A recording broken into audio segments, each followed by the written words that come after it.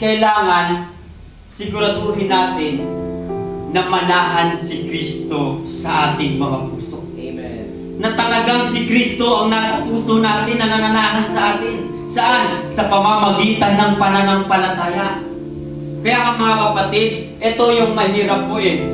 Kaya mga kapatid, maraming Kristiyano na hirap silang magbago sa kanilang buhay kasi hindi totoong nananahan sa kanila si Kristo. Kasi kung talagang nananahan sa kanila si Kristo mga kapatid, dapat alam nila kung ano ang kalooban ni Kristo.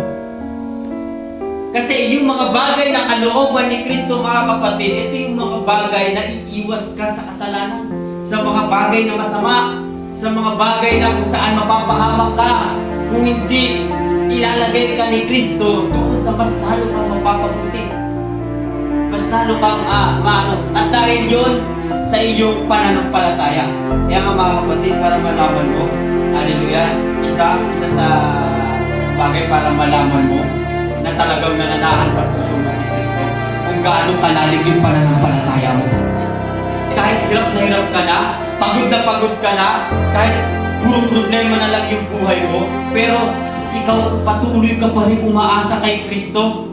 Patuloy ka pa rin sumasampalataya kay Kristo. Kahit ganito ang nangyayari sa buhay ko, naniniwala ako sa kay Kristo may kalutasan, may solusyon.